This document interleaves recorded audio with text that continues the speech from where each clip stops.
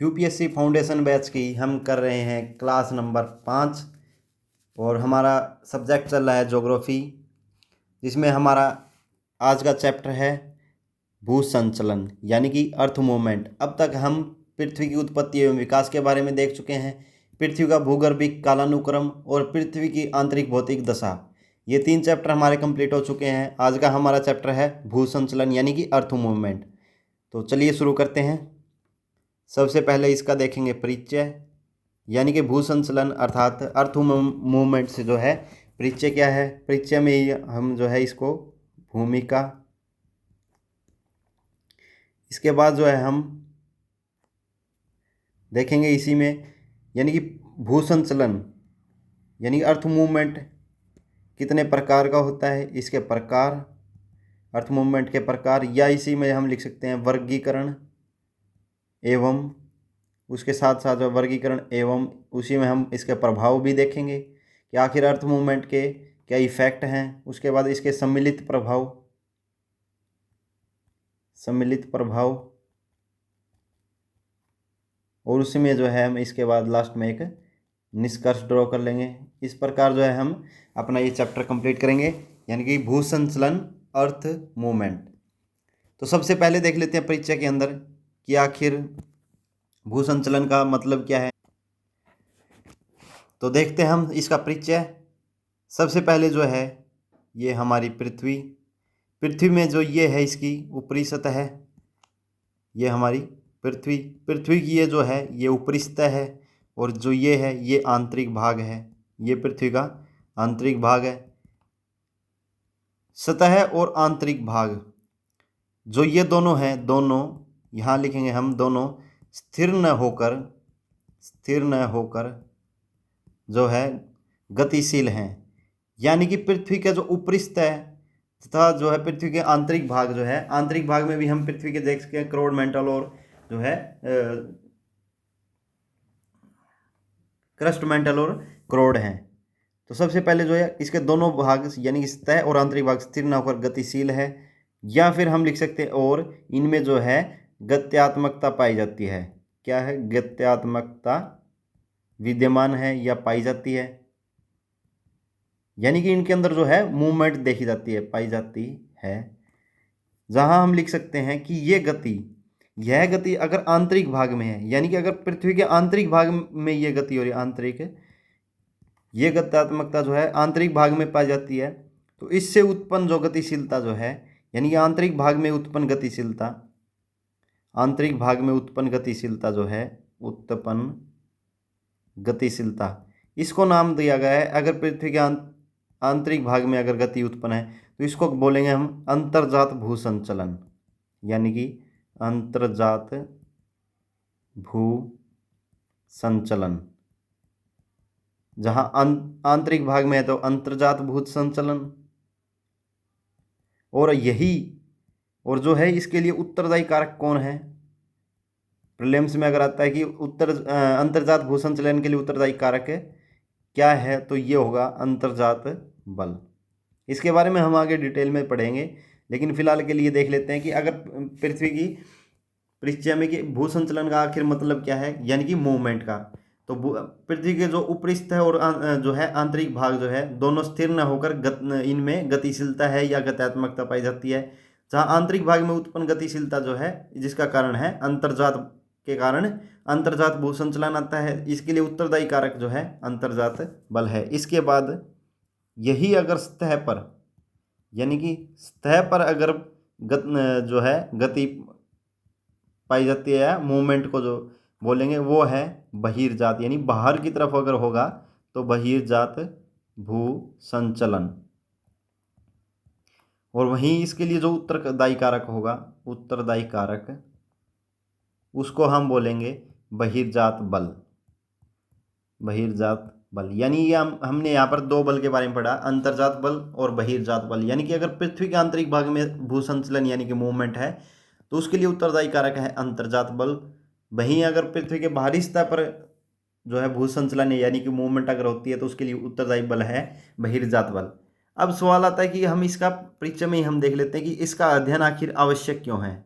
यहाँ हम देख सकते हैं यहाँ हमारे पास साइड में जो है स्पेस नहीं है, तो हम यहाँ देख लेंगे कि इसका अध्ययन आखिर आवश्यक क्यों है, यानी कि भू संचलन यानी अर्थ मूवमेंट का अध्ययन आवश्यक क्यों है, आवश्यक क्यों है।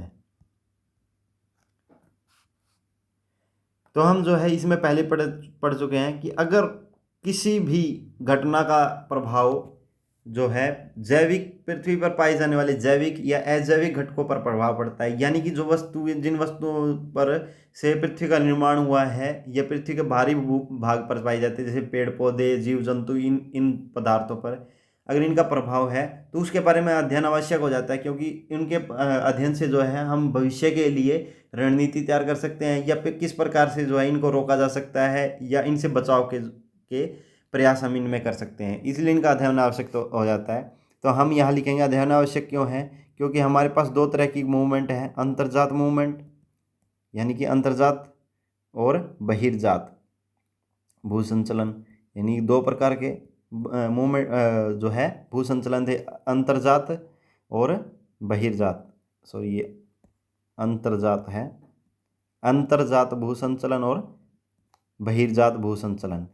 इन बलों के कारण, यानी कि दो बलों के कारण जो है भू संचलन, तो इन बलों के कारण जो है, इन फोर्स के कारण इनका परिणाम क्या होता है, परिणाम, इनका परिणाम जो है सतह पर दृश्यमान होता है, यानी कि इनका इफेक्ट जो है सतह के ऊपर दिखाई देता है। जिस दृश्यमान प्रभाव जो है सतह पर, ये दृश्यमान प्रभाव उत्पन्न करती हैं या छोड़ती हैं, यानी कि इनके कारण जो है सतह पर घटनाएं घटित होती हैं, जैसे कि भूकंप, सुनामी, इस तरह की घटनाएं जो हैं ये सतह के ऊपर दृश्यमान प्रभाव डालती हैं, तथा इसके साथ ही साथ क्या है, जैविक व अजैविक घटकों को प्रभावित करती हैं, घटकों को प्रभावित करती हैं, इसलिए जो है इनका अध्ययन आवश्यक हो जाता है। तो अब तक हमने देख लिया है भू संचलन यानी कि अर्थ मूवमेंट। परिचय में हमने देख लिया कि पृथ्वी का जो आंतरिक और स्थायी भाग है वो दोनों स्थिर न होकर उनमें गतिशीलता है या गत्यात्मकता पाई जाती है, जहां आंतरिक भाग में उत्पन्न गतिशीलता के से जो है अंतर्जात भू संचलन, जबकि सतह पर गति के कारण बहिर्जात भू संचलन, और इनके लिए उत्तरदायी कारक जो है अंतर्जात बल और बहिर्जात बल है। जहां इनका अध्ययन आवश्यक क्यों है, क्योंकि इन बलों के कारण जो है सतह पर दृश्यमान प्रभाव उत्पन्न होते हैं, जैसे भूकंप और सुनामी, तथा ये जो हैं ये जैविक और अजैविक घटकों को भी प्रभावित करती है। चलिए अब हम देख लेते हैं हमारा दूसरा पॉइंट, यानी कि भू संचलन के प्रकार या वर्गीकरण एवं प्रभाव। हमारा दूसरा पॉइंट है प्रकार एवं वर्गीकरण, प्रकार या वर्गीकरण, यानी कि पृथ्वी में जो भू संचलन है वो कितने प्रकार से हो सकता है, या उसके जो है उसका वर्गीकरण। तो इसमें हमारे पास दो प्रकार के हैं, हमने देख लिया है। उसमें पहला है अंतर्जात भू संचलन, यानी कि अगर आंतरिक भाग में मूवमेंट है तो उसको बोलेंगे अंतर्जात भू संचलन, जिसको इंग्लिश में एंडोजेनेटिक, और जबकि दूसरा है हमारे पास बहिर्जात भू संचलन, यानी कि एक्सोजेनेटिक। इसमें जो है हम इस क्लास को दो पार्ट में करेंगे, जहां हम पहले इस क्लास में जो है अंतर्जात भू संचलन के बारे में पढ़ेंगे, व इसकी अगली क्लास में बहिर्जात भू संचलन, तथा इसके साथ साथ जो है एक प्रीलिम्स के पॉइंट ऑफ व्यू से एक टॉपिक और जो है, यानी कि जो भ्रंशन और वलन एवं भ्रंशन, ये टॉपिक भी देख लेंगे। तो आज है हमारे पास अंतर्जात भू संचलन, इसके बारे में हम डिटेल से पढ़ते हैं। सबसे पहले इसमें भी देखेंगे इसका आखिर अर्थ क्या है, उसके बाद जो है इसकी उत्पत्ति के कारण तथा उसी में जो है प्रभाव भी देखेंगे। तो इसका है उत्पत्ति के कारण, इसी में देखेंगे। सबसे पहले है हमारे पास अर्थ, आखिर अंतर्जात भू संचलन का अर्थ क्या है। पृथ्वी के आंतरिक, हमने ये पढ़ भी लिया है, यहाँ लिखेंगे पृथ्वी के आंतरिक भाग में उत्पन्न संचलन, यानी कि मूवमेंट, पृथ्वी के आंतरिक भाग में उत्पन्न संचलन। तो इसमें ये अर्थ उत्पत्ति के कारण में है, यानी ये अर्थ हुआ कि अंतर्जात भूसंचलन का आखिर अर्थ क्या है या मतलब क्या है। तो पृथ्वी के आंतरिक भाग में उत्पन्न जो है, यानी पृथ्वी के अंदर होने वाली जो घटनाएं हैं या संचलन या मूवमेंट है, उसको हम अंतर्जात भूसंचलन कहेंगे। अब हम देख लेते हैं इसकी उत्पत्ति के कारण।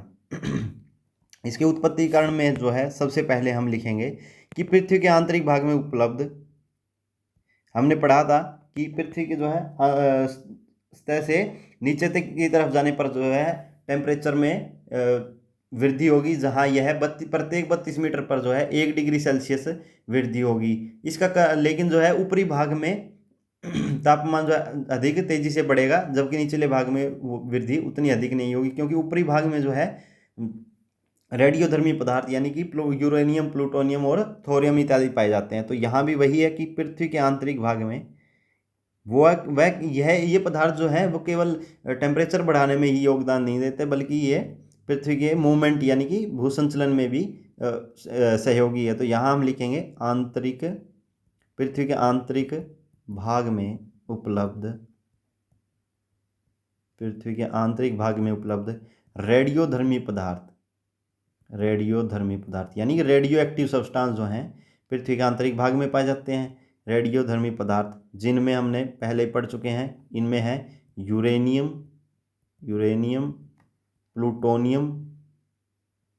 प्लूटोनियम और थोरियम। ये जो है हमारे रेडियोधर्मी पदार्थ हैं। तो इनके विघटन एवं वियोजन यानी कि इनके डिकम्पोजिशन से, इनके विघटन एवं वियोजन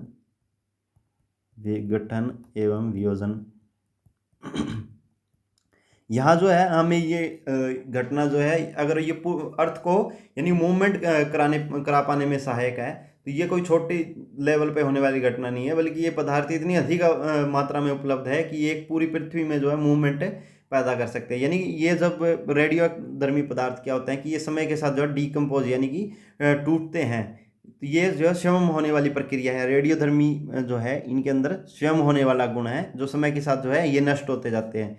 तो इनके विघटन एवं वियोजन यानी कि डिकम्पोजिशन यानी डिकम्पोजिशन में जो इनसे ऊर्जा जो विमुक्त होगी, यानी इनके डिकम्पोजिशन से जो ऊर्जा विमुक्त होगी। आप देखते हैं कि इनका उदाहरण जो है ये हमारे जो इलेक्ट्रिक के न्यूक्लियर पावर प्लांट हैं उनमें हम देख सकते हैं कि एक बिल्कुल थोड़ी मात्रा में जो है एक रेडियोधर्मी पदार्थ जो है एक बहुत अधिक मात्रा में ऊर्जा पैदा करने में सक्षम है। इसलिए इनसे जो ऊर्जा विमुक्त होती है ये के कारण, इनसे विमुक्त ऊर्जा के कारण जो है के कारण भूसंचलन पैदा होते हैं, भूसंचलन। तो यहाँ हम देख सकते हैं कि पहला पॉइंट क्या हुआ कि पृथ्वी के आंतरिक भाग में जो भूसंचलन हो रहा है वो किस कारण हो रहा है कि वहाँ उपलब्ध रेडियोधर्मी पदार्थ जिनमें यूरेनियम, प्लूटोनियम और थोरियम इत्यादि हैं, उनके डिकम्पोजिशन से यानी कि विघटन एवं वियोजन से ऊर्जा विमुक्त हो रही है, जो भूसंचलन करने में सहायक है। उसके बाद जो है हम अगला पॉइंट देख लेते हैं यहीं पर, जो है हमारा सेकंड पॉइंट, यानी कि मूवमेंट और किस कारण हो सकती है। तो जो है आंतरिक भाग में, क्योंकि अभी हम सिर्फ अंतर्जात भूसंचलन पढ़ रहे हैं, तो उसमें सिर्फ आंतरिक भाग की बात करेंगे। आंतरिक भाग में चट्टानों के मध्य जो है, क्योंकि चट्टाने पृथ्वी के अंदर जो है चट्टाने जो मौजूद हैं, पृथ्वी के चट्टानों के मध्य जो है मध्य तापीय विषमता पाई जाती है। यानी कि तापीय विषमता यानी कि उनके टेम्परेचर में, क्योंकि हम पढ़ रहे थे कि ऊपर से नीचे जाने पर टेम्परेचर में वृद्धि होती है, जो प्रत्येक 32 डिग्री पर जो है 1 डिग्री सेल्सियस है, जबकि ऊपरी भाग में जो है टेम्परेचर में वृद्धि है वो अधिक है, तापमान में वृद्धि, लेकिन जो निचले भाग में कम है, जिसका कारण हमने पढ़ा था कि रेडियोधर्मी पदार्थों की उपलब्धता। इसलिए जो है ऊपरी भागों में और निचले भागों में यानी कि दो चट्टानों के मध्य उनके तापमान में विषमता पाई जाती है, यानी कि उनके तापमान में अंतर पाया जाता है। यह विषमता भी जो है इसका कारण है।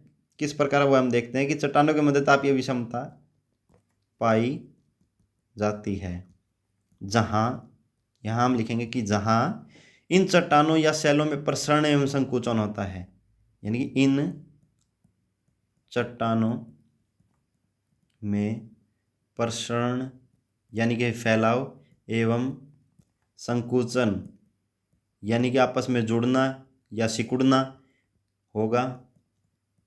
हम पढ़ते हैं कि सर्दी और गर्मी में जो है लोहे की जो वस्तु होती है, यानी कि जैसे कि हम उदाहरण के तौर पर देख सकते हैं कि रेलवे पटरी जो है गर्मी में वो फैलती है और सर्दियों में जो है सिकुड़ती है, इसलिए रेलवे की पटरियाँ बिछाते समय दो जो है उनके बीच में स्पेस दिया जाता है ताकि उन गर्मी और सर्दी में उनके प्रसरण और संकुचन से उनमें दरारें पैदा ना हो। इस प्रकार हम देख सकते हैं कि उदाहरण के तौर पर उनमें उनसे समझ सकते हैं। इसलिए इन चट्टानों में भी जो है इनका प्रभाव दिखता है और इनमें प्रसरण एवं संकुचन होता है, जिसके कारण ऊर्जा विमुक्त होगी, यानी प्रसरण एवं संकुचन से जो है ऊर्जा विमुक्त होगी। और यह विमुक्त ऊर्जा जो है ऊर्जा विमुक्त होगी, और यही ऊर्जा विमुक्त होना क्या है, किसका कारण है, भू संचलन का कारण बनता है, यानी आंतरिक भू संचलन का कारण बनता है। पहला हमने पढ़ा रेडियोधर्मी पदार्थों का विघटन एवं वियोजन, दूसरा है चट्टानों के मध्य तापीय विषमता के कारण उनका प्रसरण एवं संकुचन होना। जो है तीसरा हम देख लेते हैं कारण उत्पत्ति के कारण जो है हम पढ़ रहे हैं, जिसमें पहला रेडियोधर्मी पदार्थ, दूसरा चट्टानें, तीसरा जो है आंतरिक भाग में विभिन्न क्षेत्रों में जो है आंतरिक भाग में विभिन्न क्षेत्रों में क्या है कि चट्टानों के मध्य जो है ताप दाब, ये इनकी भौतिक विशेषताएं हैं। ताप दाब घनत्व एवं पदार्थीय अवस्था में, यानी कि जो पदार्थ है उनकी अवस्था में पदार्थीय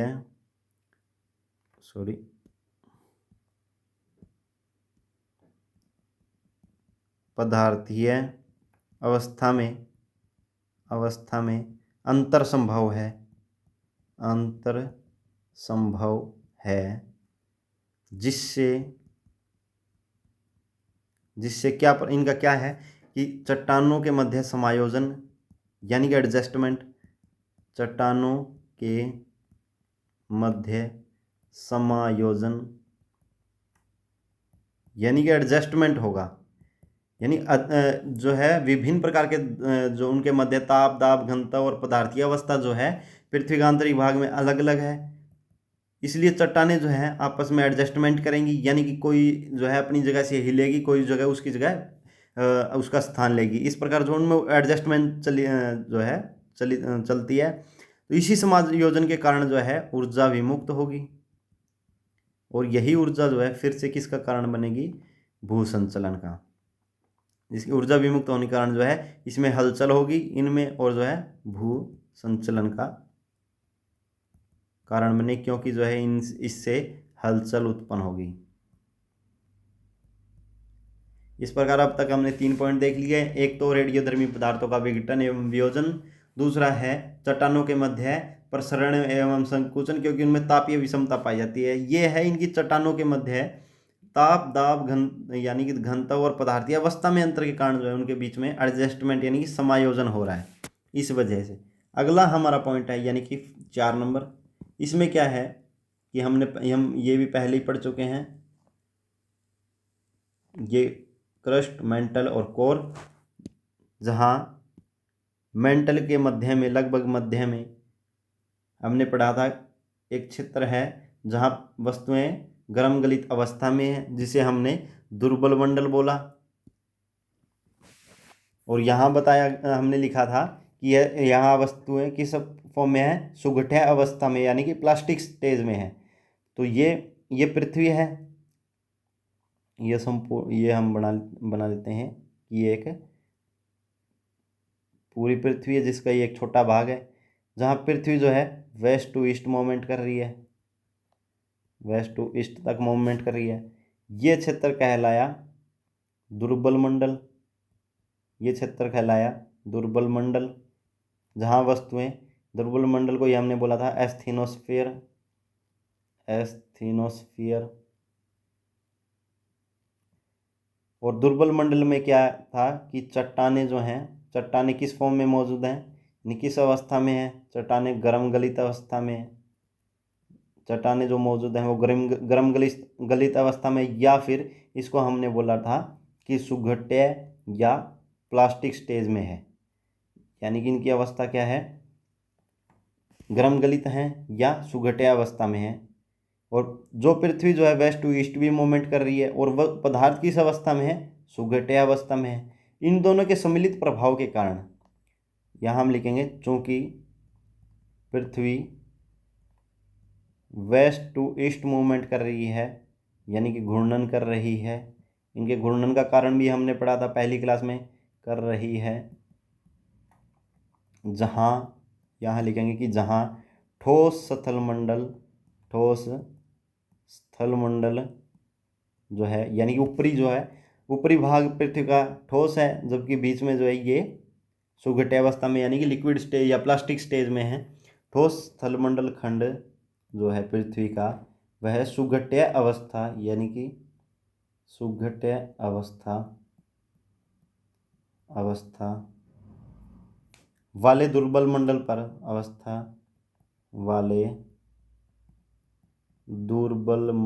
पर गतिशील होगा।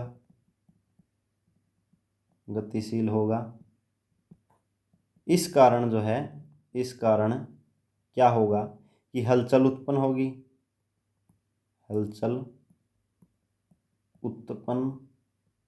होगी और इसी हलचल के कारण जो है भू संचलन होगा।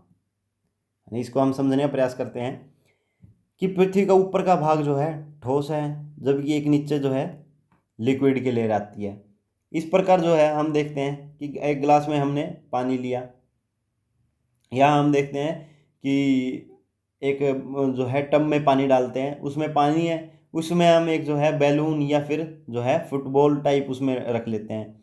अब क्या है कि हम उस फुटबॉल को गोल गोल घुमाते हैं, तो वो उसमें जो है पानी के ऊपर यानी कि लिक्विड के ऊपर जो है फुटबॉल अपनी गति कर रहा है। यही इसी तरह क्या है कि पृथ्वी का एक ऊपर का भाग सॉलिड है, जबकि बीच में एक ऐसी लेयर आती है जहाँ वस्तुएं चट्टानें जो हैं गर्म गलित अवस्था में, जिसे दुर्बल मंडल बोला गया, या गर्म गलित के साथ साथ जो है सुघट्य अवस्था में यानी कि प्लास्टिक स्टेज में। चूँकि पृथ्वी जो है वेस्ट टू ईस्ट घूर्णन कर रही है, इसी कारण जो है ठोस स्थलमंडल खंड जो है सुघट्य अवस्था वाले दुर्बल मंडल पर गतिशील होगा, यानी कि एक तैरते टाइप उसमें जो है स्टेज में है, जिस कारण उसमें भी गतिशीलता होगी। इस कारण इसमें हलचल उत्पन्न होगी और भूसंचलन का कारण बनेगा। अगला हम पढ़ लेते हैं इसमें मोस्ट इंपॉर्टेंट टॉपिक। अब हमारा अगला पॉइंट है कि पृथ्वी के यानी कि आंतरिक अंतर्जात भूसंचलन में जो है कि उत्पत्ति एवं कारण में जो है हमारा 5th पॉइंट और मोस्ट इंपॉर्टेंट पॉइंट जो है यह है संवहन तरंग सिद्धांत, यानी कि संवहन तरंग सिद्धांत किसने दिया? ये दिया आर्थर होम्स के द्वारा। वैज्ञानिक यानी कि जो है साइंटिस्ट का नाम है इसमें आर्थर होम्स। अब तक का जो है ये सर्वमान्य, यानी इसमें जो है वर्तमान में भी सर्वाधिक सर्वमान्य कौन सा? संवहन तरंग सिद्धांत, यानी अंतर्जात भूसंचलन में सबसे मोस्ट इम्पोर्टेंट यही पॉइंट है कि संवहन तरंग सिद्धांत जिसने जो दिया आर्थर होम्स ने। इसमें जो है हम एक डायग्राम ड्रॉ कर लेते हैं। ये डायग्राम जो है बनाने को तो हम जो है इनको 3D में भी या इंटरनेट से जो है इनकी कोई फ़ोटो या बुक्स में जो फ़ोटो दी है वो भी दिखा सकते हैं, लेकिन हमारा मकसद है कि हम जो है यही डायग्राम हमारे एग्ज़ाम पॉइंट ऑफ व्यू से बनाएं, ताकि वहाँ हमें इन्हें बनाने में जो है दिक्कत ना हो, या फिर अगर हम 3D में देख लेंगे तो उन्हें ऐसे पेज पर बनाना बहुत मुश्किल होगा, या हम उनको बनाने में सक्षम ही नहीं होंगे, या ऐसे बनाएंगे कि वो समझ में नहीं आएंगे। इसलिए ये जो है हम एग्ज़ाम पॉइंट ऑफ व्यू से बना रहे हैं। तो ये जो है सुघट्य अवस्था में पदार्थ जो है यानी प्लास्टिक स्टेज या दुर्बल मंडल, ये दुर्बल मंडल क्षेत्र है। ये जो है ये मैग्मा, यहाँ इसमें इन्होंने क्या बताया कि जो पृथ्वी के आंतरिक भाग में जो मैग्मा मौजूद है और बाहर निकलने पर जिसे लावा बोलते हैं, उसका संवहन तरंगों के रूप में प्रवाह, और यही जो है अब तक का सर्वमान्य सिद्धांत है। आंतरिक जात के पैदा होने का प्रमुख कारण ये जो है इनका संवहन तरंगों के रूप में प्रवाह। अब हम पढ़ते हैं कि इन्होंने इसके बारे में, इससे संबंधित क्या बताया। इन्होंने कहा कि ये जो है पृथ्वी की क्रस्ट, ये जो है ये क्रस्ट का क्षेत्र है। इन्होंने कहा कि क्रस्ट की निचली परत, यानी कि पृथ्वी की सबसे ऊपरी परत क्रस्ट की जो निचली परत है, निचली परत, और यह ये क्या है, ये मैग्मा का संवहन धाराओं या तरंगों के रूप में प्रवाह, इसका परिणाम क्या हुआ। यानी कि ये जो मैग्मा संवहन तरंगों के रूप में प्रवाह कर रहा है, इसका परिणाम क्या होगा, ये अंतर्जात भूसंचलन उत्पन्न करेगा तथा ये क्षेत्र है दुर्बल मंडल, और यहाँ जो है ये जो है मैग्मा का मुख्य स्रोत क्षेत्र है। ये हम पढ़ चुके हैं। तो यही मैग्मा जो है जब संवहन धाराओं या तरंगों के रूप में प्रवाह करेगा, इसका परिणाम क्या होगा, अंतर्जात भूसंचलन। तो यहाँ हम लिख सकते हैं कि उपरोक्त कारकों के सम्मिलित प्रभाव, यानी कि जो हमने अब तक 5 पॉइंट पढ़े हैं, यानी उपरोक्त कारकों के सम्मिलित प्रभाव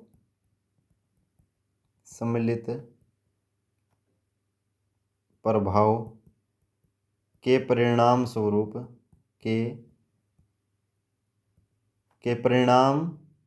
स्वरूप जहाँ मैग्मा का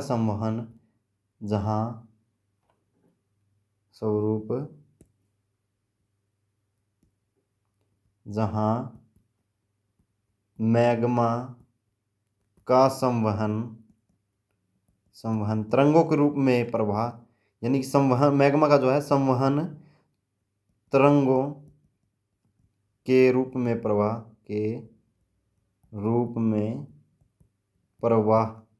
या संवहन तरंग सिद्धांत जो है सर्वाधिक मान्य है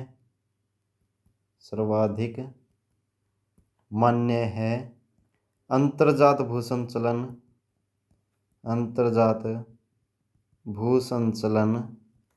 पृथ्वी के आंतरिक भाग में अंतर्जात भूसंचलन जो है पृथ्वी के आंतरिक भाग में भिन्न भिन्न क्षेत्रों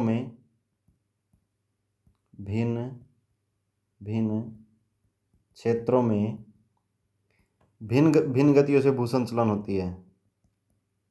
भिन्न क्षेत्रों में जो है भिन्न गतियों से भूसंचलन होता है। भूसंचलन जो है होता है या पैदा होता है या गति करता है। इस प्रकार जो है हमने अंतर्जात भूसंचलन का परिचय और अंतर्जात भूसंचलन के उत्पत्ति एवं कारण जो है इसमें देख लिया है। अब क्या है कि अंतर्जात भूसंचलन को है गति के आधार पर कितने भागों में बांटा गया है, उसका हम देखेंगे कि अंतर्जात भूसंचलन जो है गति के आधार पर, गति कितने प्रकार की हो सकती है, कि 2 प्रकार की, या तो मंद गति या तीव्र गति, या आकस्मिक यानी अचानक से जो है जो संचलन आते हैं यानी तीव्र गति से। तो अंतर्जात भूसंचलन को गति के आधार पर 2 भागों में बांटा गया है, जहां उन्हें अपने अलग अलग नाम दिए गए हैं।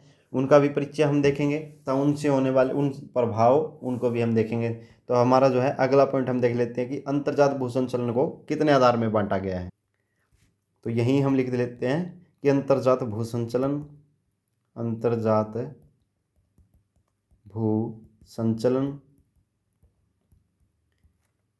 को जो है गति के आधार पर, किस आधार पर, गति के आधार पर, जहाँ इसे मंद गति और एक हो सकती है हमारी मंद गति, और जो दूसरी है वो है तीव्र गति या आकस्मिक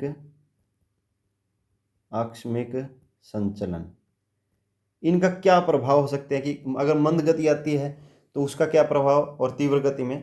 तो सबसे हम पहले देख लेते हैं कि मंद गति इसे क्यों जो है बोला गया। मंद गति को ही जो है दूसरा नाम दिया गया कि पटल। मंद गति से जो भू संचलन होता है उसे नाम दिया गया पटल विरूपण भू संचलन,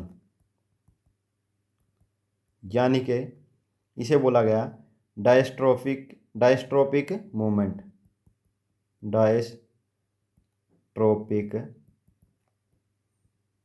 मूवमेंट। यानी पटल विरूपण जो है भू संचलन को बोला गया डायस्ट्रोपिक मूवमेंट। जहां मंद गति यानी पटल अर्थात जो है हम इनके मतलब इनके जो है मीनिंग से समझते हैं कि पटल मतलब धरातल, विरूपण अर्थात परिवर्तित, यानी कि उसमें चेंजमेंट ला देना, और भू संचलन जो है यानी कि मूवमेंट, ऐसी मूवमेंट जो है धरातल में परिवर्तन ला दे उसे हम बोलेंगे मंद गति से आया भू संचलन या डायस्ट्रोपिक मूवमेंट जो है। और दूसरी तरफ है हमारा तेज गति से अगर आता है उसे यानी तीव्र गति से आया, ये इसका परिणाम क्या निकलेगा। अगर तेज भू संचलन है तो उससे भूकंप या ज्वालामुखीयता ये घटनाएं घटित हो सकती हैं। लेकिन अगर अंतर्जात भू संचलन मंद गति से आता है यानी पटल विरूपण भू संचलन जो है ये ज़्यादा खतरनाक है बजाय कि तीव्र गति से हुआ भू संचलन। यानी तीव्र गति से अगर होता है तो ज़्यादा से ज़्यादा भूकंप या ज्वालामुखीयता घटित हो सकती है, लेकिन अगर अंतर्जात भू संचलन मंद गति से है तो वो है पूरे धरातल को परिवर्तित करने की क्षमता रखता है, यानी कि पटल विरूपण भू संचलन जो है मंद गति की अंतर्जात भू संचलन को बोला गया। ये जो है जो प्रीलिम्स पॉइंट ऑफ व्यू से इम्पोर्टेंट है, इसका हम देख लेते हैं आगे इसका अर्थ क्या है। अर्थ इसकी जो है डेफिनेशन लिख लेते हैं कि इसका अर्थ क्या है। तो वे समस्त प्रक्रियाएं जो वे यहाँ हम लिखेंगे वे समस्त प्रक्रियाएं जो क्रस्ट या भूपरपट्टी, क्रस्ट को ही हम भूपरपट्टी भी बोल सकते हैं, को संचालित कर दे, यानी कि उसको मूव करा दे, यानी उसमें गति कर दे, मूव कर दे या संचालित कर दे। उसके साथ साथ जो है क्रस्ट यानी संचालित अर्थात इसका मतलब है कि क्रस्ट का जो है क्रस्ट को उत्थान कर दे, यानी उठा दे किसी क्षेत्र से, या उत्थान या उत्थापित कर दे, या जो है निर्माण कर दे। निर्माण किस प्रकार से है, निर्माण कर दे यानी कि अगर जो है उसका उत्थान होगा तो जो है सतह ऊपर की तरफ आएगी, जो मेंटल का भाग था वो जो है क्रस्ट के ऊपर, और क्रस्ट जो है ऊपर की तरफ आएगी, यानी कि नई क्रस्ट का निर्माण हो रहा है। ऊपर की तरफ अगर सतह आएगी यानी सतह में जो चेंजमेंट हुआ और उसके कारण जो है उसमें नई क्रस्ट का निर्माण होगा, यानी क्रस्ट का उत्थान या उत्थापित कर दे या निर्माण कर दे। दूसरा है इसके अंदर कि वलन द्वारा पर्वत निर्माण। वलन जो है वलन और भ्रंशन हम इसके बाद देखेंगे, जो है बहिर्जात भू संचलन के बाद का टॉपिक हम इसमें देखेंगे कल की क्लास में कि अर्थात वलन क्या है। तो एक बार हम यहाँ देख लेंगे इसमें वलन द्वारा पर्वत निर्माण कर दे, ऐसा भू संचलन निर्माण कर दे। और दूसरा क्या है भ्रंशन द्वारा भ्रंशों का निर्माण, यानी कि हम इसको अभी के लिए इतना जान सकते हैं कि वलन अर्थात ऊपर की तरफ उठाओ और भ्रंशन अर्थात नीचे दरारों या इस तरह की जो है खाइयों का आदि का निर्माण जो भ्रंशों का निर्माण कर दे, उनको भ्रंशन बोलेंगे। और वलन में जो है पर्वत आदि का निर्माण होता है, यानी वे समस्त प्रक्रियाएं जो क्रस्ट या भूपरपट्टी को संचालित या मूवमेंट कर दे उसे हम बोलते हैं पटल विरूपण भू संचलन। और अगर तीव्र गति से आया भू संचलन है तो उससे जो है ज्वालामुखी या भूकंप आदि घटनाएं होते हैं। अब हम जो है पटल विरूपण भू संचलन को वर्गीकृत करेंगे, यानी कि पटल विरूपण भू संचरण आगे कितने प्रकार का है, तो इसके बारे में देखते हैं हम। अगला हमारा टॉपिक है पटल विरूपण भू संचलन। अब तक हमने देखा है कि पृथ्वी में मूवमेंट कितने प्रकार की है, 2 प्रकार की, यानी अंतर्जात और बहिर्जात। जहां अंतर्जात और बहिर्जात भू संचलन की हमने डेफिनेशन देख ली। अंतर्जात भू संचलन को उत्पत्ति के कारण हमने देख लिया, जिसमें हमने सबसे इंपॉर्टेंट जो है आर्थर होम्स का संवहन तरंग सिद्धांत देख लिया। उसके बाद अंतर्जात भू संचलन को गति के आधार पर कितने भागों में बांटा गया, 2 भागों में, जहाँ एक पटल विरूपण भू संचलन है। अब आगे हम जो है पटल विरूपण भू संचलन को जो है इसका वर्गीकरण देखेंगे। तो अगला हमारा टॉपिक नोट डाउन कर लेते हैं। तो हमारा नेक्स्ट टॉपिक है पटल विरूपण भू संचलन। सबसे पहले जो है हम इसका वर्गीकरण देखेंगे। ये कितने भागों में जो है, ये 3 भागों में बांटा गया, यानी इसका वर्गीकरण सबसे पहले हम देखेंगे। वर्गीकरण में हमने इसे 3 भागों, जहाँ पहला है महादेशजनक भू संचलन, दूसरा समस्थितिकी समायोजन,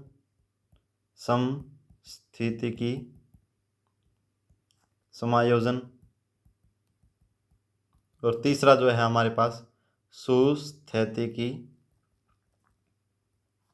समायोजन।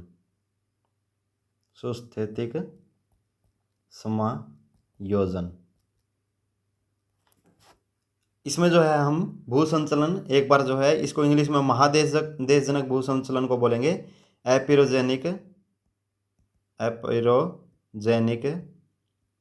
अर्थ मूवमेंट, ये अर्थ मूवमेंट। वहीं समस्थिति को बोलेंगे आइसोस्टैटिक बैलेंस। इंग्लिश में नाम याद करना थोड़ा आसान है बजाय कि हिंदी के, लेकिन अगर इनको हम 2-4 बार पढ़ेंगे तो ये हमारी जुबान पे याद हो जाएंगे, तो इनको इतनी ज़्यादा तकलीफ नहीं होगी इनको याद करने में। दूसरा है यूस्टैटिक बैलेंस।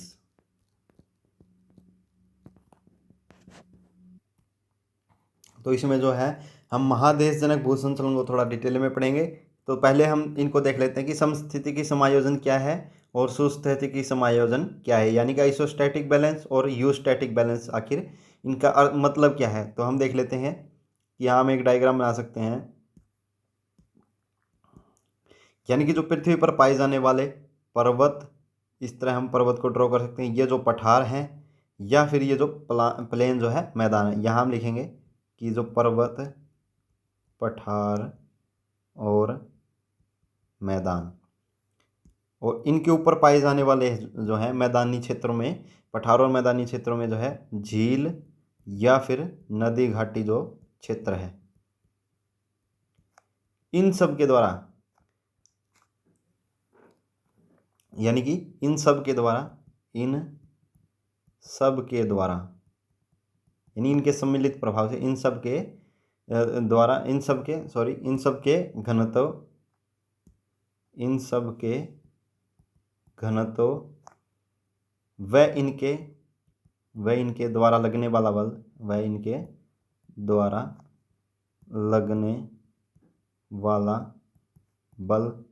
भिन्न भिन्न होगा।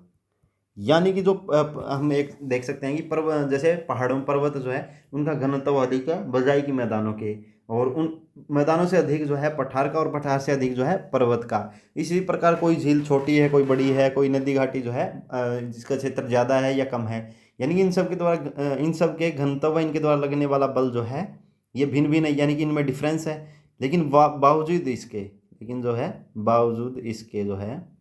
बावजूद इसके ये सभी संतुलन की अवस्था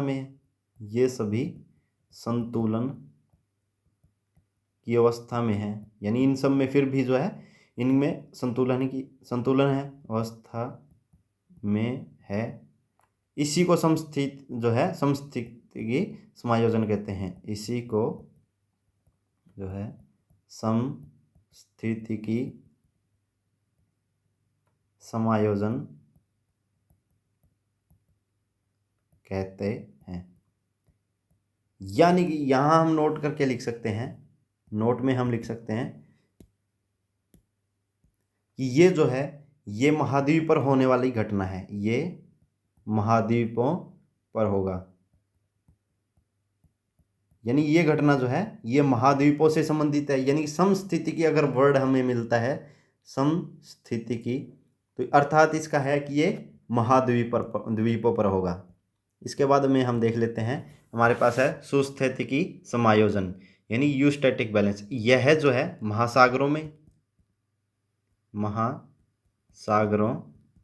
में क्या पाए जाते हैं? पठार, पर्वत और मैदान।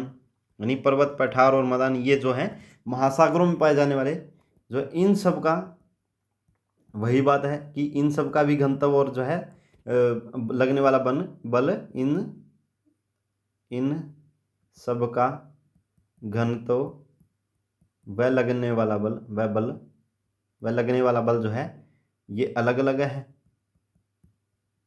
है। फिर भी क्या है फिर भी ये संतुलन की अवस्था में है, संतुलन की अवस्था में है। इसी को क्या कहते हैं? इसी को जो है सुस्थैतिक समायोजन कहते हैं। इसमें क्या है, ये महाद्वीप पर होगा। और यहाँ जो है हम नोट करके लिख सकते हैं कि सुस्थैतिकी जो है ये महासागरों में होने वाली घटना है। नोट में हम लिखेंगे ये महासागरों में होगा। यानी कि अगर हमारे पास वर्ड आता है सुस्थैतिकी समायोजन, उसका अर्थ है महासागरों में, और सुस्थैतिकी समस्थैतिकी मतलब स्थिति की महाद्वीपों में, जहाँ इनमें जो पर्वत, पठार और मैदान, झील, नदी, घाटी, ये इन सब के जो है लगने वाला घनत्व या जो बल इनमें डिफरेंस है, यानी कि भिन्नता है, बावजूद इसके ये सभी क्या है संतुलन की अवस्था में है। जो है इनके सिर्फ क्षेत्र में बदलाव है, जहाँ समस्थिति की महाद्वीपों से संबंधित है, जबकि जो सुस्थैतिक जो है ये महासागरों से संबंधित है। अब हमारा रहता है इसमें महादेशजनक भूसंचलन। इसको हम थोड़ा डिटेल में देख लेते हैं, अगला हम नोट कर लेंगे यहीं।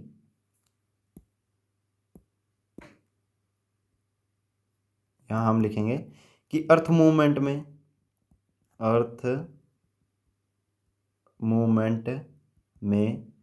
यानी कि डायस्ट्रोफिक मूवमेंट यानी कि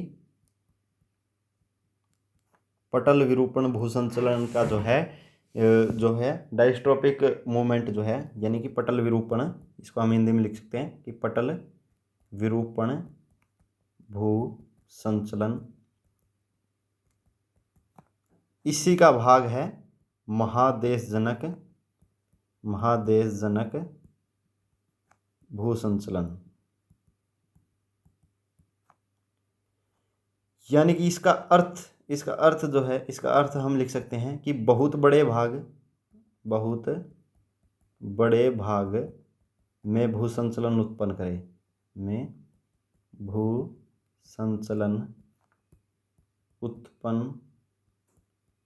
कर दे, उसे हम बोलेंगे महादेशजनक भूसंचलन। इसका अर्थ हम देख लेते हैं। सबसे पहले हमारे पास है वर्ड एपाइरोजेनिक मूवमेंट। तो अब हम देख लेते हैं कि आखिर अपाइरोजेनिक का मतलब इसका अर्थ क्या है। तो हम लिखेंगे यहाँ दो वर्ड हम देखेंगे, एक है एपिरो, एक है जेनिक। इसको हम लिखेंगे एपिरोस और दूसरा है जेनेसिस। एपिरोस का अर्थ है कॉन्टिनेंट। इसका मतलब हम समझेंगे कि कॉन्टिनेंट अर्थात महाद्वीप, और जेनेसिस का अर्थ है ओरिजिन, यानी कि उत्पत्ति या निर्माण, यानी कि महाद्वीपों की उत्पत्ति कर दे। महादेश भूसंचलन, महादेश जनक भूसंचलन का अर्थ है बहुत बड़े भाग में भूसंचलन उत्पन्न कर दे, यानी कि इतना अधिक भूसंचलन कर दे या इतनी अधिक मूवमेंट कर दे कि किनका निर्माण हो जाए, महाद्वीपों की उत्पत्ति हो जाए, उसे हम बोलेंगे महादेश जनक भूसंचलन, यानी कि अपेरोजेनिक अर्थ मूवमेंट।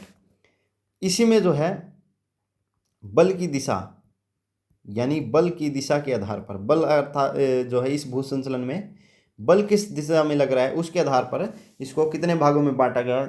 इसमें हमने सबसे पहले देखा कि भूसंचलन कितने प्रकार का है, 2 प्रकार का, अंतर्जात भूसंचलन और बहिर्जात भूसंचलन। उसके बाद जो है अंतर्जात भूसंचलन को गति के आधार पर मंद गति और तीव्र गति, मंद गति को बोला गया पटल विरूपण भूसंचलन। उसी को जो है 3 भागों में महादेश जनक भूसंचलन, समस्थिति के समायोजन और सुस्थिति के समायोजन में डिवाइड किया गया। उसके बाद जो है महादेश जनक भूसंचलन को बल की दिशा के आधार पर 2 भागों में बांटा गया, जहाँ यह दिशा जो है ऊर्ध्वाधर भूसंचलन हो सकता है और दूसरा हमारे पास क्षैतिज भूसंचलन हो सकता है, यानी कि दिशा जो है एक बार ऊर्ध्वाधर हो सकती है और दूसरी बार जो है क्षैतिज दिशा हो सकती है। ऊर्ध्वाधर भूसंचलन को जो है ऊर्ध्वाधर भूसंचलन भी, ऊर्ध्वाधर गति भी 2 प्रकार से हो सकती है, यानी कि ऊर्ध्वाधर का मतलब है कि ऊपर और नीचे। तो उसी प्रकार ऊपर और नीचे को हम, ऊपर अगर होती है तो ऊपरीमुखी और अगर नीचे होती है तो अधोमुखी बोलेंगे इसमें, ऊपरीमुखी और अधोमुखी। इसका पहले हम ये देख लेते हैं कि जैसे हमारे पास एक डायग्राम ड्रॉ कर लेंगे, ये एक बार ऊपर उठा, फिर नीचे आया, फिर ऊपर उठा, फिर नीचे आया, लेकिन ये एक बार तो जो है महाद्वीपों पर घटित हो रहा है और दूसरी बार जो है ये जो है महासागरों के अंदर घटित हो रहा है। एक बार महाद्वीपों पर, दूसरी बार महासागरों में। अगर घटित होता है कहाँ, एक बार जो है ये ऊपर की तरफ गया, दूसरी बार नीचे की तरफ आया, एक बार ऊपर की तरफ गया, दूसरी बार नीचे की तरफ आया। अगर होता है हमारे पास यहाँ, तो इसको बोलेंगे उत्थान। अगर नीचे की तरफ गया तो उसे बोलेंगे अवतलन। उसी प्रकार अगर समुद्र के अंदर यानी महासागरों में अगर ऊपर की तरफ गया तो उसको बोलेंगे निर्गमन, और अगर महासागरों में नीचे की तरफ आया तो उसे बोलेंगे निमज्जन। 4 वर्ड हमें मिले, उत्थान, अवतलन और निर्गमन और निमज्जन। इसमें उत्थान और निर्गमन का एक ही मतलब है, लेकिन जो है इनकी एक महाद्वीप पर घटित हो रहा है जबकि दूसरा महासागरों में, इसलिए इनके अर्थ अलग अलग हुआ। उत्थान जो होगा ये प्रीलिम्स पॉइंट ऑफ व्यू से इंपॉर्टेंट है कि यहाँ से प्रश्न बन सकता है कि महाद्वीपों के ऊपर की तरफ हुआ गमन, निम्न में से क्या होगा, तो जो है ये उत्थान है। यानी कि उत्थान और जो है निर्गमन ये दोनों ऊपरीमुखी भूसंचलन है, यानी ऊपरीमुखी ये गमन होगा यानी ऊपर की तरफ उठेंगे, और जबकि अवतलन और निमज्जन जो है ये अधोमुखी है, जहाँ अवतलन, उत्थान और अवतलन जो है महाद्वीपों पर, और निर्गमन और निमज्जन। यहाँ ट्रिक के लिए थोड़ा सा ये देख सकते हैं कि अगर ऊ या ऐसे होता है तो वो महाद्वीपों पर है, और न से होने वाला महासागरों में। उत्थान और अवतलन, निर्गमन और निमज्जन, यहाँ से हमने ये 6 वर्ड जो हैं याद कर लिए हैं। अब सवाल ये बनता है कि क्या ऐसी घटनाएं जो हैं कहीं हुई भी हैं। ये जो है थोड़ा डायग्राम को हम छोटा कर लेंगे तो थोड़ा स्पेस बने, और यहीं हम देख लेंगे कि क्या ऐसी घटनाएं वास्तविकता में कहीं हुई है, या भारत के जो है दृष्टिकोण से भी हम देखेंगे कि क्या ऐसी घटनाएं वास्तव में कहीं घटित हो रही हैं। तो यहाँ हम एग्जाम्पल के तौर पर लिख सकते हैं कि नॉर्वे का तटीय प्रदेश जो है, नॉर्वे का तटीय प्रदेश क्या हुआ कि ये 1.5 मीटर ऊपर उठ गया, 1.5 मीटर जो है ऊपर उठ गया। ये इसी का प्रभाव है, यानी कि महादेशजनक भूसंचलन के परिणाम स्वरूप नॉर्वे का जो तटीय प्रदेश है वो 1.5 मीटर ऊपर उठ गया।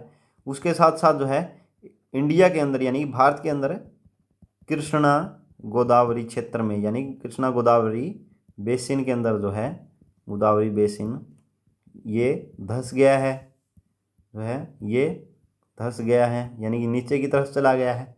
इसके साथ साथ जो है पांडुचेरी यानी कि पुंडुचेरी जिसको हम बोलते हैं, पुंडुचेरी में जो है उत्थान एवं जो है अवतलन दोनों हुए हैं। उत्थान एवं अवतलन दोनों प्रकार की घटनाएं देखी गई। इसके साथ साथ जो है काठियावाड़ क्षेत्र में, यानी कि गुजरात के काठियावाड़ क्षेत्र में, काठियावाड़ प्रायद्वीप जो है वहाँ में भी उत्थान और अवतलन दोनों देखे गए। उत्थान एवं अवतलन दोनों घटनाएं घटित हुई। इस प्रकार हम देख सकते हैं कि पुंडुचेरी और काठियावाड़ में उत्थान और एवं अवतलन दोनों घटनाएं, जबकि कृष्णा गोदावरी बेसिन धंस गया और नॉर्वे का तटीय प्रदेश जो है 1.5 मीटर ऊपर उठ गया। जहां ये देख सकते हैं कि पुंडुचेरी और काठियावाड़ प्रायद्वीप में ये उत्थान और अवतलन हुआ है, यानी कि ये महाद्वीपों पर होने वाली घटनाएं हैं, जबकि कृष्णा गोदावरी बेसिन और नॉर्वे का तटीय प्रदेश जो है ये समुद्र महासागरों से संबंधित है, इसलिए वहाँ निर्गमन और निमज्जन जैसी घटनाएं हुई हैं। दूसरी तरफ जब अब है हमारे पास क्षैतिज भूसंचलन, इसे देख लेते हैं।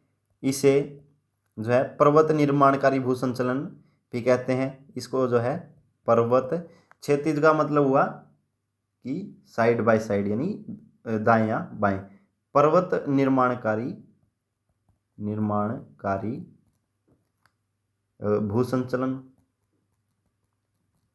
भूसंचलन यानी ओरोजनी, पर्वत निर्माणकारी यानी ओरोजनी। ऐसा इसमें हम देखेंगे पर्वत निर्माणकारी भूसंचलन क्यों कहते हैं इसको, क्योंकि ऐसा भूसंचलन जिससे जो है पर्वतों का निर्माण हो जाए, निर्माण होता है, उसे हम बोलेंगे जो है क्षैतिज। अब जो है जिस प्रकार ऊपर और नीचे दो प्रकार की दिशाएं हो सकती है कि एक तो सतह से ऊपर की तरफ यानी कि ऊपरी मुखी, और एक जो है नॉर्मल लेवल से यानी कि सामान्य स्तर से नीचे की तरफ, उसे हम बोलेंगे अधोमुखी। उसी प्रकार जो है दाएं या बाएं भी दो प्रकार की गति हो सकती है, या तो दाएं जाएगा या बाएं, या फिर हो सकता है दोनों दाएं तरफ आए या दोनों बाएं तरफ जाए। अगर मान लेते हैं कि दोनों एक ही दिशा में यानी कि अपोजिट उनका जो है फेस है, यानी तो उसे हम बोलेंगे संपीड़नात्मक भूसंचलन। यहाँ हम बोलेंगे पहला संपीड़नात्मक भूसंचलन यानी कि इसके अंदर क्या होगा, ये एक भाग है, ये दूसरा, ये इस तरफ गति कर रहा है और ये इसकी यानी कि इसी की तरफ गति कर रहा है, एक दूसरे से ये जो है संपीड़नात्मक यानी कि इनका टकराव होगा आपसी में। और एक है तनाव मूलक भूसंचलन, यानी कि इसमें क्या है, दोनों एक दूसरे से अपोजिट डायरेक्शन में जाएंगे, यानी एक दूसरे से टूटेंगे। संचलन यानी तनाव मूलक भूसंचलन। इसमें हम जो है संपीड़नात्मक भूसंचलन में देख लेंगे कि ये किस कारण होगा। संपीड़नात्मक बल के प्रभाव स्वरूप जो है संपीड़नात्मक बल का प्रभाव यहाँ दृष्टिमान होगा, जहाँ इसमें जो है किस प्रकार की वलन और संवलन यानी कि बोल्ड और रैप जैसी घटनाएं होंगी। इसमें हम जो है आगे देख लेते हैं। अभी हमारा जो है ये पेज समाप्त हो गया, तो अगले हम पेज पे देखेंगे संपीड़नात्मक भूसंचलन और इसके बाद जो है जो है तनाव मूलक भूसंचलन, इनमें क्या डिफरेंस। तो जो है हमारे पास दो थे, ए हमने लिखा और जो है संपीड़नात्मक भूसंचलन, और दूसरा लिखा हमने बी लिखा तनाव मूलक भूसंचलन। तो संपीड़नात्मक हमने देखा कि इनकी दिशाएं जो है एक दूसरे की तरफ है, इसलिए इससे होने वाला बल जो है संपीड़नात्मक बल,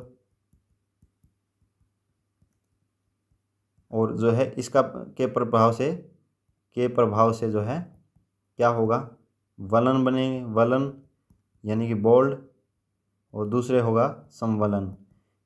एक बार जो है हम इनको यहीं इतना ही पढ़ेंगे कि वलन और संवलन ये होते क्या है, क्या क्यों हो रहे हैं, ये जो है इनके डिटेल में जो है हम आने वाले चैप्टर में जो है इनको बिल्कुल डिटेल में देखेंगे। तो यहाँ हम देख लेते हैं एक क्या है कि अगर इनके परिणाम स्वरूप ऐसी जो है शेप बनती है, यानी उस क्षेत्र की जो है अगर इस शेप में आते हैं, तो ये जो ऊपर ऊपर की तरफ गया है, ये जो ऊपर की तरफ उठे हैं, इनको बोलेंगे एंटीक्लाइन, एंटीक्लाइन यानी कि अपनति। और जो नीचे की तरफ आएंगे यानी कि जो ये क्षेत्र होगा, इनको बोलेंगे सिंक्लाइन यानी कि अभिनति। ऊपर की तरफ गया उसको अपनति, और नीचे की तरफ आएगा उसको अभिनति यानी कि सिंक्लाइन। तो हमारे पास दो है एंटीक्लाइन और सिंक्लाइन। इसमें हम आगे देख तो इसमें जो है हम आगे देख लेते हैं कि एंटीक्लाइन और सिंक्लाइन में क्या है। तो इस प्रकार जो है एक ये पूरा क्षेत्र है जहाँ ये इस फॉर्म में बनेगा, इस प्रकार से। ये जो है अगर इस पूरे के जो है उससे देखें तो ये पूरा ऊपर उठ गया, ये जो है एक एंटीक्लाइन हुआ एंटीक्लाइन जो है भूसंचलन। और ये जो नीचे की तरफ आया ये हुआ सिंक्लाइन।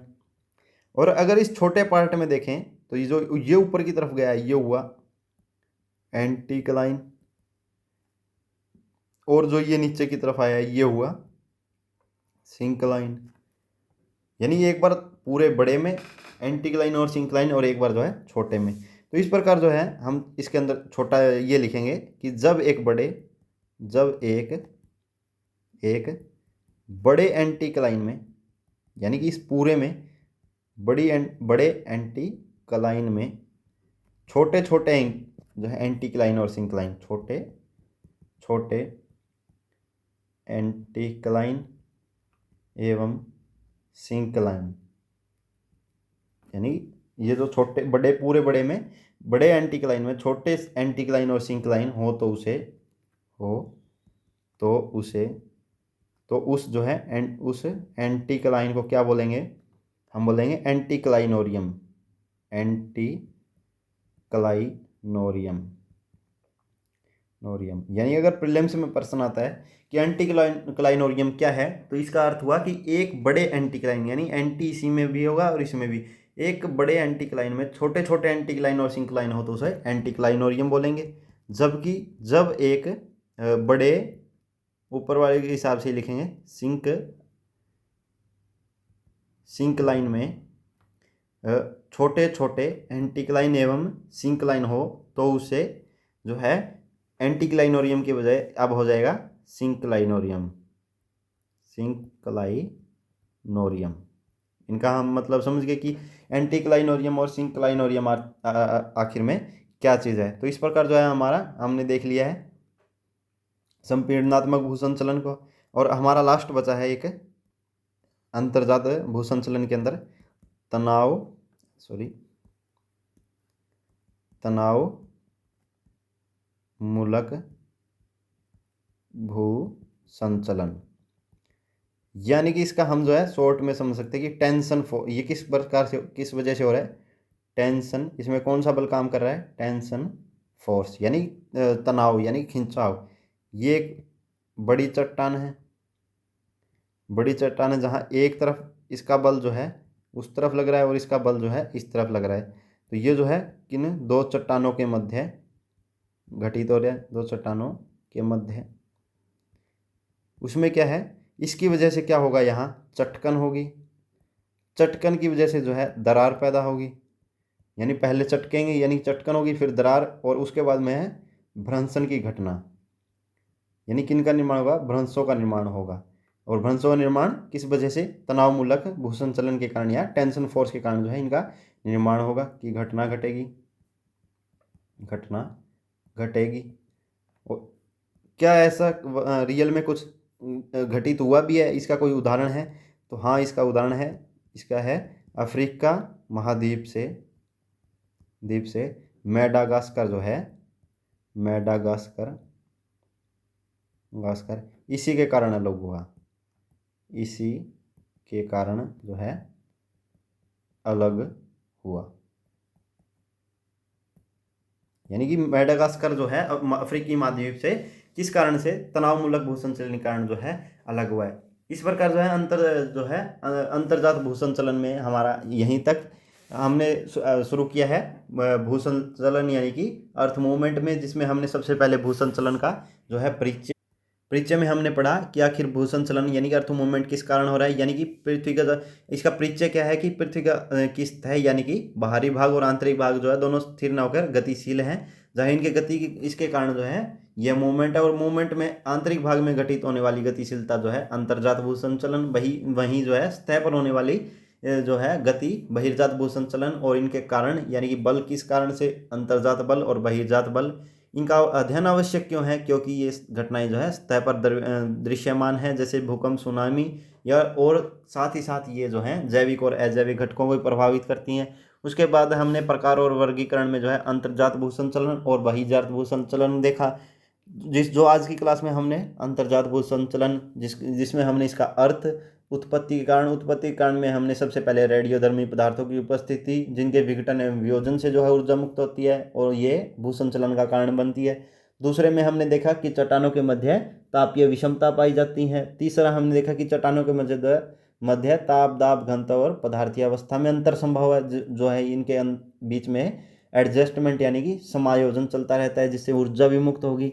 चौथा हमने देखा कि दुर्बल मंडल की उपस्थिति, यानी कि इनके ऊपर जो है कि ठोस पदार्थ का तैरना, या जिसके मूवमेंट यानी अर्थ मूवमेंट के कारण जो है ये दुर्बल मंडल से ऊपर का भाग जो है गतिशील होगा।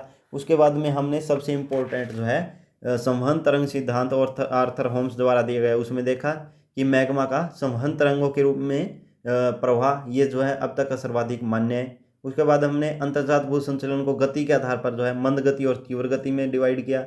तीव्र गति में जहाँ परिणाम स्वरूप भूकंप और ज्वालामुखी था, वहीं मंद गति में जो है इसे मंद गति को बोला गया पटल विरूपण भूसंचलन यानी कि डायस्ट्रोफिक मूवमेंट।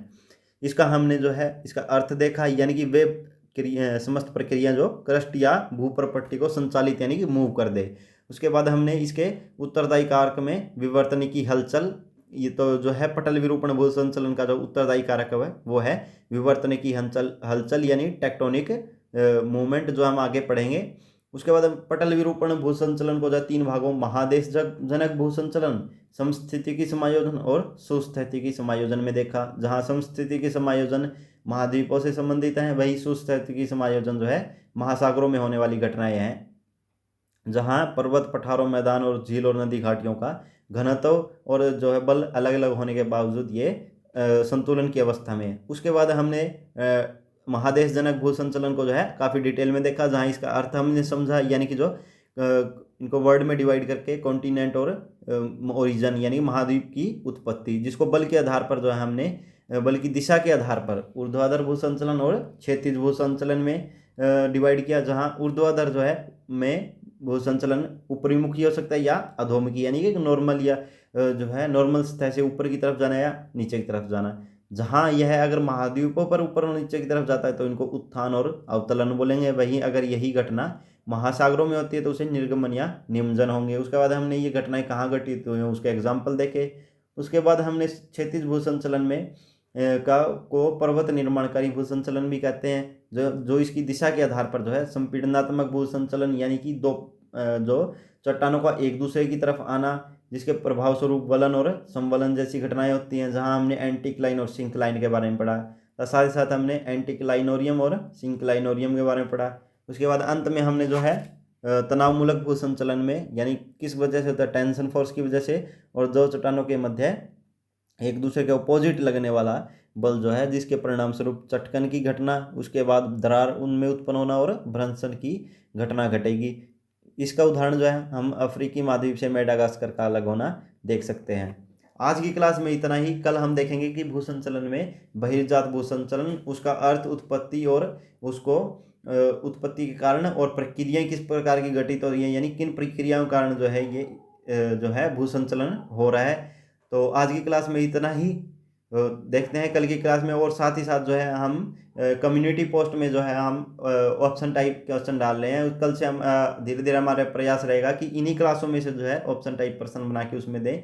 आप उसमें भी एक बार जरूर विजिट करें और जो आंसर का जवाब देने की कोशिश करें जो प्रीलिम्स पॉइंट ऑफ व्यू से इंपॉर्टेंट हो सकते हैं।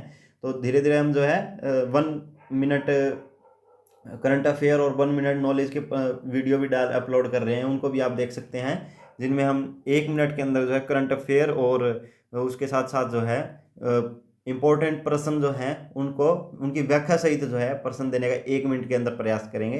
तो आज की क्लास में इतना ही। Thank you very much.